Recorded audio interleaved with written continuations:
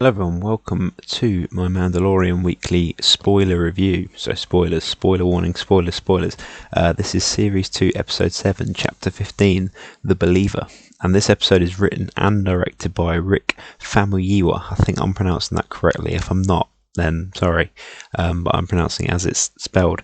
Rick Famuyiwa did one of my favourite episodes in the first series. I think it was called The Prisoner, which also had Bill Burr in it. And this episode has got Bill Burr in it as well, which is a fun little coincidence.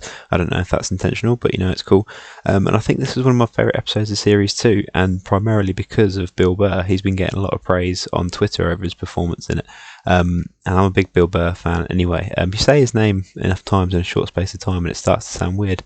Wilfred Burr, I'll call him that for so it sounds less weird. Anyway, he's great in this episode. So I'm a big fan of his. I'm not so much into stand-up in general, but I like his stand-up. I prefer him on chat shows and podcasts when he's just kind of being himself. And like on chat shows, comedians still have those little anecdotes they tell on every chat show, but I'm sure he's no different. But he's an interesting guy, he's a funny guy, and he just seems like a pretty good guy. And I really like his acting. Like, he basically plays versions of himself in things, which is absolutely fine. It's good work if you can get it. And he's really shown something in The Mandalorian, I think. And I know there's a whole thing about how he's a Star Wars hater, and it's funny that he's in this. And I don't think he is. He said before, he's a professional comedian, and he made jokes about Star Wars because it wasn't his thing when he was a kid, and he never really got into it. And that's it, really. He's nothing against it. He just pretended to for comedy purposes, which is literally his job. So I've never really got into that whole thing. But he said when he started working on Mandalorian, he really liked it because it's it's a Western kind of thing, and he thought it was cool. He is the main part of this episode. I'm assuming he's the believer that the title refers to. I don't really get the relevance of that, which is a bit weird because normally these titles are quite literal. They're quite simplistic. But yeah, it's like I say, I thought it was a really, really good episode. I really liked a lot of the elements to it. And again, it's a shorter episode as well, which I quite like. I think it works really well when it's about 35 minutes. I think that's perfect length. I mean, the bigger episodes, like the finales and stuff, they can be longer, which is great. But yeah, I really like this one. Some of the other bits are Boba Fett's an interesting one in this. I said about before how I don't personally need much Boba Fett. I like Boba Fett, but the mystery of him was always the coolest thing. That's why he was such a popular character, because you didn't really know much about him. He just looked cool, and the more they explain him and the more he's featured, the less interesting I find him. I think it's not a complaint, because I know a lot of people like it and it's a big fan thing, which is cool. This show's really good at skirting the line between I hate the term fan service, but that's kind of what it is, and overdoing it sort of thing. But he seems to have cleaned his armor and had a bit of a paint job, which is nice. He looks like an action figure now, which is why he exists, mainly to sell action figures. But no, I'm joking. It's weird now that he is the Mandalorian's pilot and just a guy. He goes, "Hey, Fett, come on, let's go." It seems strange to me that he's suddenly just this guy. He did have a good line about how they would definitely recognise his face, which is quite good because he's one of many clones, just slightly altered. Sorry, it's raining. And there was the great moment towards the end of the episode, which I knew was coming, and it was again another big fan service moment, which was cool. But it was a callback to episode 2 when he lets the seismic charge out the back of the Slave One, which is really cool because it's just a cool sound. But yeah,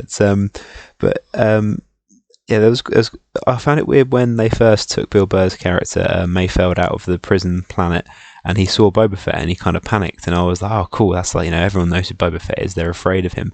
But then he didn't know who Boba Fett was, he just thought he was the Mandalorian for a second, and I thought it was quite strange. Surely Mayfeld being kind of part of the Empire, and now being part of the criminal underworld, you feel like he'd know Boba Fett. It's not been that long since Boba Fett was the big bounty hunter in the galaxy, but I found that strange. But yeah, the whole thing with them being in disguise and them having the conversation, Bill Burr and Mando himself in the truck were really cool. Bill Burr's character Mayfeld, he really laid down some quite interesting truths in the way that you look at things, and he kind of raised a good point how there's not really that clear good or evil in the Star Wars universe anymore. You see some of the New Republic stuff and some of the planets that are still kind of, not really any different now. The Rebellion one and the New Republic's the thing. Like, it kind of goes, what's the difference between the New Republic and the Empire in some ways? Like, they're like, I think something to the effect of somebody's the ruler and somebody's being ruled. And I find that quite interesting about the show. Like, the New Republic aren't just goody two shoes kind of thing. It was just kind of, there is kind of a grey area with them, which I find quite interesting. I liked the stormtrooper uniform they were wearing. It was like the range troopers from Solo, and I loved the whole fight scene on top of the truck. I thought that was great. Like, it's nice to see Mando do some really good hand to hand. He didn't have his invincible Beskar armor that he normally has, or his usual weapons to hand. So I thought that whole bit was really good.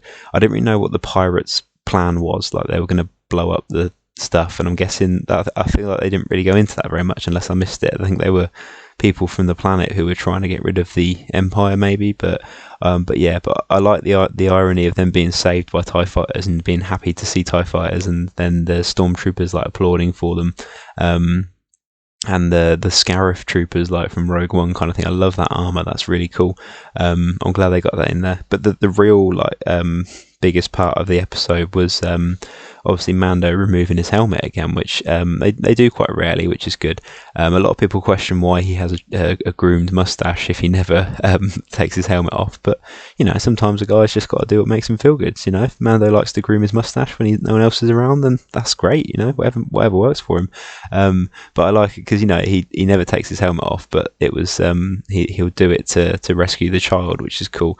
And I say, Bill Burr really showed how good he is in the whole scene with the Imperial officer that he had the vendetta against, for when he was in the Imperial forces, who he was the one that gave the order, which made Bill Burr see a lot of his friends and a lot of people die. And it's rare you see that humanized side to Imperial troops and that kind of thing. That whole bit was great. That actor, I can't remember his name, Richard Drake, I think it was. I recognised him, and he was great because he was a proper sleazy, horrible kind of vibe to him as an Imperial officer, which is perfectly appropriate.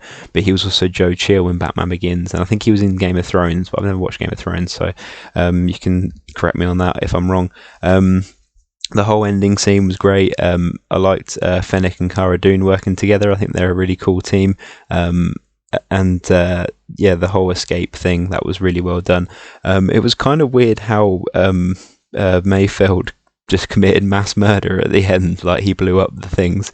I don't get me wrong, it was an impressive shot, but it was kind of strange in that the good guys were kind of celebrating, even though it was all Imperials that died. They still kind of celebrated all these people being murdered. Like, it's kind of strange where they kind of humanized an Imperial character, and then he murdered loads of people, and they were like, do you know what, you're all right, like, you're, go on mate, off you go. And I found that kind of weird. Again, not a problem, but it's just interesting.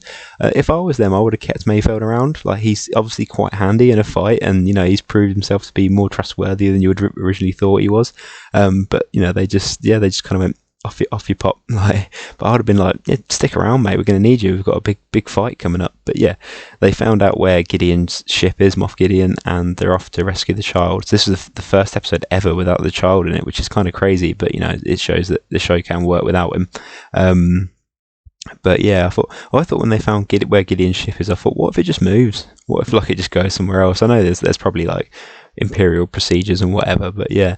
And I liked Mando's message to him at the end, which was echoing what Moff Gideon said to him in the end of the first series. So yeah, but yeah, it's another really good episode. Like I said, I think one of my favourites. The only thing that annoyed me, and this is a very, very minor technical thing, was the colour grading, I think it is, of the episode was really weird. And it's like, it looked like sometimes in movies when they want to show they're in Mexico, they'll give like a weird yellow filter on it, and or something like that.